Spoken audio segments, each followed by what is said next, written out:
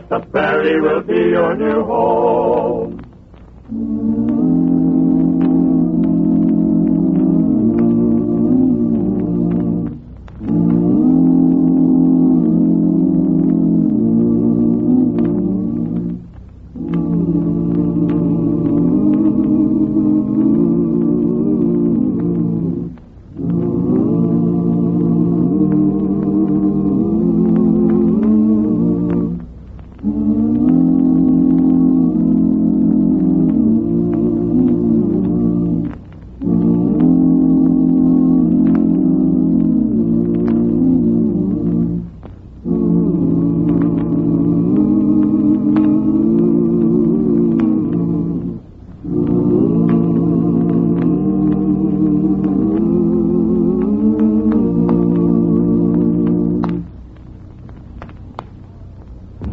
And now for the adventures of Lightning Jim.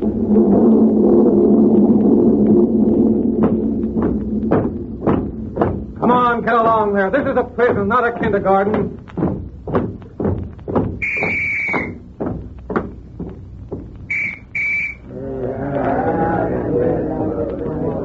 You fellas ready for the break? I'm getting out of here tonight. Wait a minute. We can't escape tonight.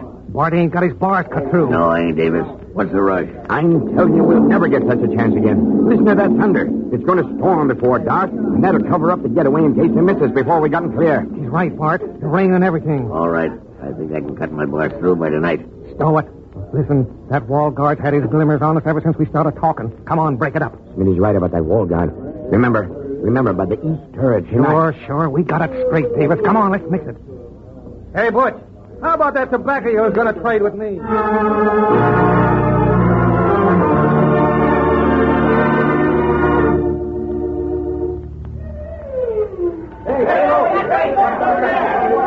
they go? Over by the river. Where? Oh, blast this rain through, they can't see nothing. There. See, down there for the east. I see them. Let them have it, men. I think we got them. Sure, Dad got them. Quick! I'm the launch. We got to get them bodies before they sink.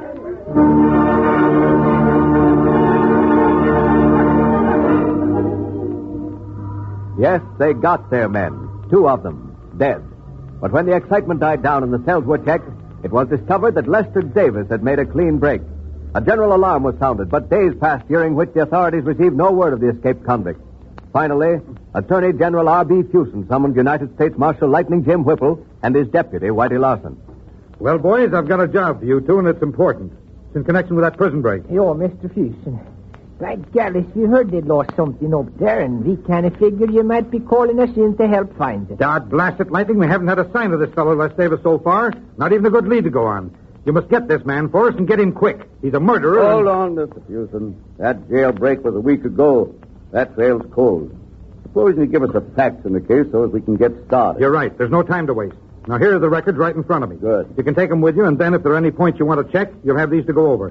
I tell you the more outstanding features so we can save time. That sounds reasonable. Shoot. Well, it seems that this fellow, Les Davis, had a good-sized ranch just west of Red Gulch in Cheyenne County. He was a hot-tempered Jasper from all accounts, and he and his neighbor, Cy Walliser, had had a boundary feud for 2 days or more before killing... Come on, you fellas. Let's shoot a little pull before supper. Yeah, count me out, boys. You know I always get home in time to eat with my kid. Besides, I want to look over that there north boundary of mine before dark. And if that low-down barman, Cy Wallace, has broke down my fence, he's going to... You two sure have a heap of trouble over that there boundary, Les. You mean I've had a heap of trouble, Hank? And I ain't aiming to have no more, neither. If that thieving coyote busts down my fence again, I'm going to fill his yellow hide so full of lead he won't trouble me no more. Oh, come on, let's play pool. Les will go till sundown if we let him get started. Oh, so it's funny, huh? It's funny. Well, Cy Walliser ain't going to find nothing to laugh at if he busts down my fence again. Well, sir, them there rails of his is down again, and Les Davis don't cool off none. There's going to be fireworks out at the old bar W before long. Oh, forget it, Red. You know, Les, why he's been yapping about that boundary of his inside for 2 years. So the stage was set, eh, Fuson? Yes, for a cold-blooded killing, Lightning. Well, 2 days later, Jed Hansen, who owned the property adjoining Cy Walliser on the other side, was riding across Cy's land on his way to town, and he found the old man dead as a doornail, shot twice in the back, lying near the border of his and Les Davis's ranges. And the fence. It was busted, I suppose. Busted, I should say it was. Why, even the post had been chopped down for 100 yards or more. Well, this man, Jed Hansen, went straight to Matt Beesling's house. He's the sheriff in these parts. And Matt and a group of the townsmen rode over to Les's place as soon as they'd taken a look at the body and seen the broken fence. Les was at home with his little girl when they arrived. That's the girl, honey. Now, try another bite. Oh, Papa, look. One of my curls got in the dish. So it did. Eating in bed's kind of hard work, ain't it, honey girl? Mm-hmm. Yeah. Here's a piece of string. We'll fix them bad curls so they won't get in my baby soup. There, see, I'll tie them up on top. This way. There. How's that? Oh, that's fine, Papa. Thanks. Now we can finish the soup. Papa. What, baby? Papa, I don't want any more. It hurts when I swallow. Oh, can't you eat just another big spoonful? You won't never get well and strong if you don't try to eat, honey girl. Sounds like we got visitors, honey. I wonder who it is. Hey, Les Davis. Who is it, Papa? Well, it sounds like Matt Beesing and some of the boys. Hey, Les, you in there? Yeah, I guess I'll have to go out and see what they want, baby. Now, you lie back and rest like a good girl. Papa will be right back. Howdy, boys. What's up? There's plenty up, Davis. There sure is. We want you, Les Davis. Now, hold on, fellas. I'm the sheriff around here, and I'll do the talking. What in tarnation's wrong with you, Jaspers? Well, there's this wrong, Les. Cy Wallace is lying out near your boundary with a couple of bullets in his back. Cy Wallace, sir? Shot? Yeah. Well, Who done it, Matt? That's what we come out here to ask you, Les. Cut the jawing, Matt. He done it, you know it as well as He always said he was going to let daylight into the old duffer. Why, sure, now he's done it. Come on, Davis. I didn't shoot Cy Wallace, your men. I swear I didn't. Well, he's laying out there full of lead. When was he shot, Matt? Well, they don't nobody know. Jed Hansen found him on his way into town about an hour ago. From the looks of things, he was killed sometime during the night. Oh, quit the stalling, Les. He done it, Matt. There's no use of us standing around here all morning jawing. I wasn't out of the house last night, men. Honey was took bad long about sundown, and I was with her all... All right, honey, I'll be right there. My kid's sick. I gotta go see what she wants. I'll be right back. I know you don't, Davis. Come on, boys, we'll go with him. He might try to run for it. Well, come on in then, but don't say nothing before the kid. What, Papa? Why, they just came over to talk about some cattle, honey. We was talking it over out there. Wasn't we, man? Come on, Davis. We ain't gonna fall for no soft stuff. You'd better come on into town, Les, and talk this over there. That is, if you don't want the kid to hear. What's he talking about, Papa? Well, there's been a little trouble over at Cy's place, baby, and the boys here want me to go into town and kind of help them get it straightened out. Now, you just stay right here in bed, and I'll stop by and get Aunt Myra to come over and stay with you until I can get back. All right. Only please hurry back. I'll be home before you know it, honey girl. And I'll bring you something nice, too. Just about all there was to it, Lightning. Les Davis was taken down to the county seat for trial and was convicted. Got 20 years. He'd served less than one of them when he escaped. What became of the kid? What happened to that poor little girl? Oh, she was taken care of all right. I understand her mother died when she was a baby. But Davis got a friend of his, Hank Klinger, to go out and run the ranch on shares while he was in prison. Hank and his wife, Myra, are looking after Honey. They got him, Mr. Fusen. They got him. Got who? Davis, Les Davis. Davis? Yeah, the wire just came through. They're bringing him in this afternoon. Well, Lightning, I guess that solves our problem. Yeah, it looks like it. Certainly takes a big load off of my mind anyway.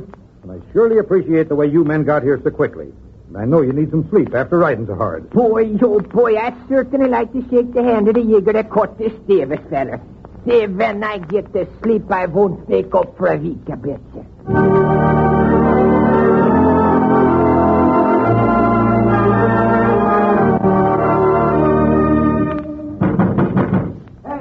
Hey, wake up, Lightning, Whitey, wake up. Whitey, wake up. Somebody at the door. And from the sound of him, he wants something pretty bad, too. Yeah, I'll go. Hey, Lightning, the Attorney General wants you over to his office right away. What's trouble? He said we could sleep until tomorrow. Well, it's about that convict. They got the wrong man. He's still loose. Davis, I mean. Well, I'll be a cross-eyed mule if that ain't good. Got the wrong man.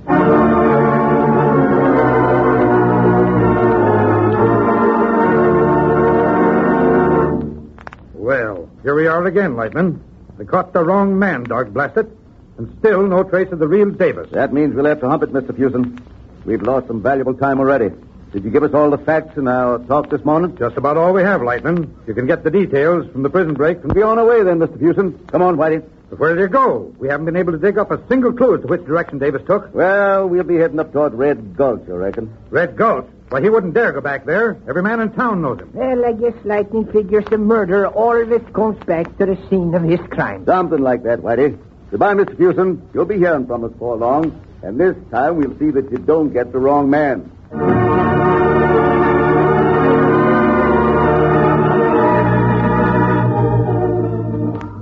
Lightning Jim and Whitey had been in Red Gulch for almost a week. The famous Marshal figured that Davis would eventually try to see his small daughter, whom he loved very dearly. So they bided their time, paying frequent visits to the Davis home and gaining the friendship of Davis's small daughter. And then one day at the Davis ranch. Land sakes, look at the time, will you? Here, honey, you finish these breakfast dishes for me. Hey, Ma. Only you better poke up the fire so the water will get hot. I'll need another pan full for these towels. I'll tend to that when I get back. I'm going to run down to the stables to see how old Bess is this morning. That horse is getting awful old, and she gets the rheumatics when it's cold like this. Ooh, I declare it's downright bitter out. Guess you'd better stir up that fire right away, honey, or it'll go out before I get back. Guess I'll tend the hogs, too, while I'm at it. Fire's almost out now. Guess I'd better put some kerosene on it. I got the hint of it start this morning. Oh, my hair! Help me! Help me! Here, my coat. My coat, honey. Here, right around you. There. Oh, there, honey. Now, you're all right, honey. Everything's all right, baby. Yes, now, here, I'll take this coat from around your head. Let me see. Oh, thank heavens, it was only your hair, honey. What? Why, Papa? It's Papa. Oh, Papa, I'm so glad. You've come home to me. Oh. And I'm glad to be home, honey girl. I'm so happy. Here, sit down in this chair while I close the door. But Papa, you look so funny. Your face, it's so rough and dirty. And those clothes, Papa. They look like they come off a scarecrow. Well, they didn't come off a scarecrow, honey, but I reckon they do look like it. Well, where'd you get that funny looking... Never mind about me now. Let's have a look at that head of yours. Oh, but you don't hurt any, Papa. Why, it ain't burned at all, honey girl. Just a hair thin, seems like. Just that there kerosene just made a big puff and didn't do any harm. But it might have if you hadn't been here to put it out, Papa. Well, old Bess seems to... Oh, Aunt Murray, it's Papa. My Papa. Yes, he's come back to me. Oh, you was wrong, Aunt Murray. He's come back. Oh, Les, you shouldn't have come here. They're looking for you. The marshals. They've been here several times already. They have? Oh, Aunt Murray. Of course he'd come home to me. I told you he'd come home. Good gracious, honey. Your hair. Whatever's happened to your hair? Oh, my hair caught fire and Papa went down, Aunt Mara. I was just pouring a little kerosene on the fire. Kerosene? Oh, honey, Davis, you know better. There, Myra. I think our little girl's learned her lesson. She doesn't need a scolding. Get up a minute, will you, honey? You're getting to be such a big girl, and Papa has a cut on his arm. Oh, look, Papa. It's blood, Aunt Mara. Look, it's blood. Look at it. Why, Les, what on earth happened to you? Here, I'll get them dirty rags off you and wash it up. Hey, you, honey, you go tear me some cloth off that old sheet you'll find in the chest in the front room. Mind you close the door after you. Terrible cold in there. Oh, these dirty rags. Yes, they're part of my convict uniform. I tore up for bandages when I managed to steal these clothes from a wash line. Why, this ain't no cut. It's a bullet wound. Yes, they winged me when I was swimming the river outside the prison, but I don't want the kid to know nothing about it, Myra. You did what I said, didn't you? You never told her about me being sent up? No. We only said you're going to be away for a long, long time. Oh, why'd you let the child see you, Les? She's so young. She's bound to let out that you've been here. Well, I didn't mean to let her know I was right. I just wanted to kind of peek in the window and see her for a minute. And then them flames shot up around her head. Oh, it was awful. I thought I'd never get around to the door in time. What if I hadn't been here, Myra? I guess you was meant to be there, Les. Here's the cloth, Aunt Mara. Oh, gee, Papa. Does your arm hurt bad? No. Not hardly at all, honey gal. It's just a scratch. Almost well. Here, honey. Put these soiled rags I took off him over in the corner back to the wood pile. I'll burn him up soon as I get through fixing his arm. Well, I'll put him in the stove now, Aunt Myra. No, honey. You do as Myra says. We can't have you fooling around with that stove until you get a little older. There. Well, that's better. Here, you sit over in this chair near the stove. I got some more nice soft rainwater in a barrel on by the shed. I'll get some of that and heat it so you can get yourself cleaned up a little. I'll get it. Where's the bucket? Oh, no, you don't, Les Davis. Someone might see you if you used to go outside. My, how Papa's girl has grown. Come over here, honey. Les, Les, it's in Marshall. Marshall? Hide quick. Where? Oh, they're still more than a half a mile off, but I could tell that big black horse was 10 miles off. Oh, do you mean thunder, Aunt Myra? Oh, yes, honey. Les, you better get up in that attic over the front room and hide till I leave. They're coming slow, but they'd see you for sure if you tried to make a run for it. All right, Myra. Now, honey, listen to Papa. You mustn't let them marshals nor anyone know I'm here. It's very important. Well, why do you have to hide from Mr. Lightning and Mr. Whitey, Papa? They're good men, isn't it, Myra? Of course they're good men, honey, but some bad men are after your pa, so it's best that no one should know he's here. Now, don't forget, honey. No one must know that Papa's here. All right, Papa. I won't tell. Honest, I won't. Close my eyes. Come on, Les. You ain't got no more time to talk. Hurry up. Yes. Grab a quilt off one of the beds to take up there with you. No telling how long they'll stay. Now remember, honey, you gotta act as though nothing had happened.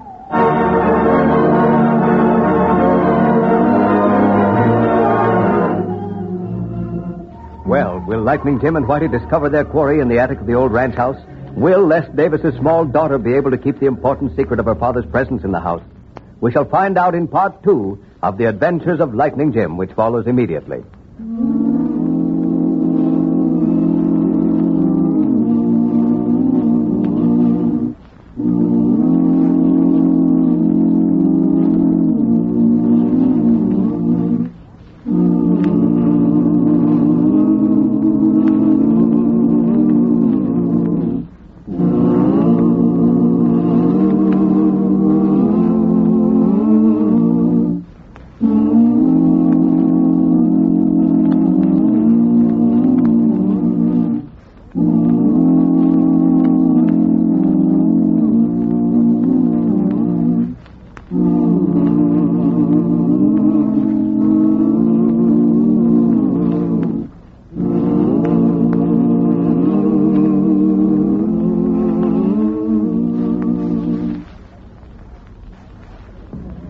And now for part 2 of The Adventures of Lightning Jim. Les Davis, hearing the two marshals approaching the house for another checkup, hides in an attic over the front room just as Lightning Jim and Whitey ride up. Well, land sakes, it's you again, is it, Marshal? Couldn't stay away. Oh, well, come right in and warm yourself. I declare it's right bitter out today. Hello, Mr. Lightning and Mr. Whitey. Hello there, honey. Well, what's my best girl this morning? Oh, I'm fine, thank you, Mr. Whitey. Well, Whitey, look at them singed curls. Say, what you been doing, young lady? Sticking your head in the stove? Oh, no, Mr. Lightning, She was pouring kerosene, Marshal, and it kind of flared up. Oh, that's no bad. harm done, no. Sit down, you two, and I'll make you a cup of coffee. Oh, that sounds good. Yeah, I was just fixing to get it on the stove when you knocked. Thank you, Mrs. Klinger. Well, by the way, Mrs. Klinger, I was wondering if you and the heirs to the Cy Wallace's property might still be having trouble. Oh, you mean kind of them surveying fellows you seen near our north boundary? Yeah, I noticed them working there the last time I was out this way. Well, they're surveying for the railroad. There weren't no heirs to Cy's land, and one of our neighbors bought it cheap and sold it high to the railroad. I hear they're going to start laying the roadbed for long. And Uncle Kid Hansen says if I get sick again and have to go down to Wade County to the doctor's like I did before, I can get there in less than 4 hours by riding on the train. Speaking of traveling, well, I knew I wouldn't be around here so long. So, honey, I brought you a present to remember me by. Why, Mr. Whitey, I couldn't forget you and Mr. Lightning. Why, Mr. Lightning let me sit up on Thunder's back, and, well, you've both been awful nice to me. Well, anyway, so here's the present. Oh, thank you, Mr. Whitey. Gee, it's all tied up fancy. Oh, come on, tell me, what is it? What is it? Suppose you open it up and see. Look here, Mara. Look, Mr. Lightning. It's a doll with real hair. Yo, the only trouble is she don't have any clothes on. Yeah, Whitey ain't so good with a needle right now, honey, but I think when he takes up sewing next year, he'll be making us some right pretty things. Oh, is that so, Lightning? Well, let me Oh, I think so. Can I, Aunt Mara? Well, I'll make her some dresses and coats and hats. Oh, she's just beautiful. Well, suppose you run in the front room and find some scraps right now, honey. They're in that big chest. Oh, goody, goody, goody. Yeah, she sure looks fine for being as sick as Jed Hansen said she was. Oh, Jed Hansen's just a regular old woman. Well, that child never was very sick, if you ask me. Yeah, come over the night Les was arrested, he did. Wouldn't have it but that he'd take her right down to Wade County where Doc Bentley could see her every day. Well, he paid for it all out of his own pocket, room and board, doctor bills and all. So I reckon I got no cause to be carrying on about it. I can't find any colored dress, Aunt Mara. You just didn't look in the right drawer, honey. Here, you two just help yourself to this coffee while it's hot. I'll slip in there and find us some scraps to be working on. Go right ahead, Miss Klinger. We'll help ourselves. Oh, so you like the dolly, huh? Like her? Oh, I love her, Mr. Whitey. Oh, I know where a piece of striped cloth is. Yes, sir. It's back of the stove in the wood pile. Here it is. Of course, it's awful dirty now, but I can wash it and... Don't forgive me, Lightning. Look, that's a piece of prisoner's uniform. Yeah, so it is. Where's your father, honey? I don't know. He... Oh, I don't Here know. they are, honey. They were... Why, you're crying, child. Oh, good heavens. Yes, Mrs. Klinger. We found this piece of Les Davis's prison uniform. Where is it? He's gone now. He was here last night, but he's gone now. He went away. Where? I don't know. Back in the hills, maybe. I'm sorry, Mrs. Klinger, but we got to do our duty. Come on, Whitey. We'll search the house first. Yeah, you stand with the door, Whitey. I'll start at the front of the house and work back. Sure, then he'll have to come on. I'm coming down. Papa. You didn't find me anyway. Oh, Les, I know you shouldn't have come. I told you, honey, to give you away. Oh, I didn't mean to. I didn't, Papa. I didn't tell. Honest, I didn't. It was that drag you had around your arm. I didn't. No. That's all right, honey. Don't cry, baby. Oh, I see. The bandage I made from a prison uniform. Well, of course, you couldn't know, honey girl. There. Now, don't cry, honey. Well, Lightning, sending that telegram to the Attorney General. Well, that just ain't going to be such good sport as I thought. Yeah. Sometimes it ain't much fun catching the right man. But you ain't got the right man. I didn't kill Cy Walliser. I swear I didn't. Listen, Marshal, your name's known all over this part of the country to stand for square play. I didn't kill Cy Walliser. I was convicted on circumstantial evidence. Will you listen to my story before you take me to prison? Yes, Davis, I'll listen. But I can't promise no more than that.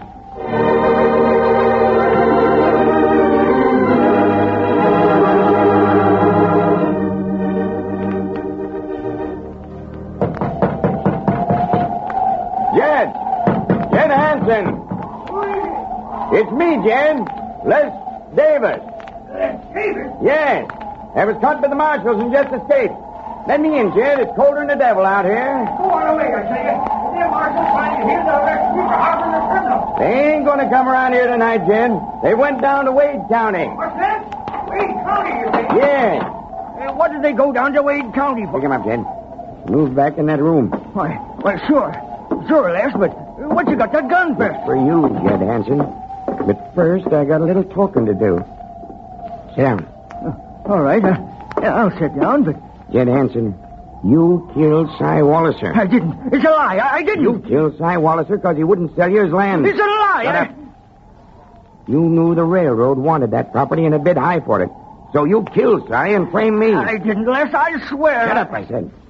You even took Honey down to Wade County so she couldn't testify to me being home with her the night of the killing. When I was waiting to be tried, you kept telling me she was getting worse and worse. And it was a lie. A dirty lie, but you better not lie to me now, Jed. If you do, I'll give you just what you give Cy. Don't shoot me, Les. I didn't do that thing. Don't shoot me. No, I don't reckon I will, Jed. Shooting's too good for a yellow-livered coyote like you. There. I ain't got the gun on you anymore, Jed. But I'm going to choke you. I'm going to choke you till you're gasping for air. Till your eyes pop out of your head. I'm going to choke you. Oh, no, you ain't. I got the gun now, Les. You shouldn't have been so careless. Sure I killed Cy Walliser, but I shot him in the back. You're going to get it in the stomach, you sneaking meddling fool. What's the... Why, this gun ain't loaded. Why, you... Straight for the sky, Hanson. The Marshal. Don't let him get away, Marshal. Oh, my foot. Oh. Jed, I just couldn't have you getting away after all the trouble Les went to put on this little show for us. Show? Sure, Jed, sure. Lightning Jim believed me when I told him about me being with Honey the night of the killing. So him and Whitey here have done a little detective work. And they found out about you buying Cy's land and... Oh, but we didn't have no real evidence. So Leslie put on this little act to get it for us. Then there was a trick? You marshals was outside all the time? Sure we was, Jed. Les thought you'd confess at the point of a gun, but when you held out, well, I guess he figured maybe you was the kind of a coward that talks more with a gun in his hand. You mean he fixed it so that I could get that gun? That's just what he did, Jed. Put the cuffs on him, Whitey, and let's get going. Sure. There's one more thing we got to do tonight.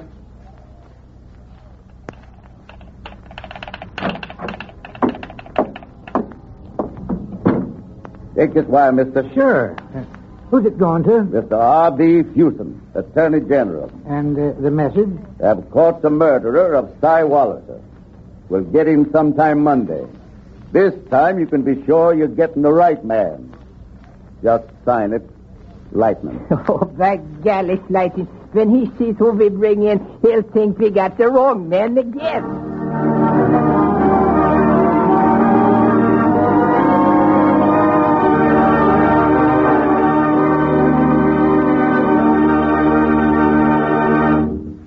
And so ends another thrilling chapter in the lives of United States Marshal Lightning Jim Whipple and his deputy, Whitey Larson.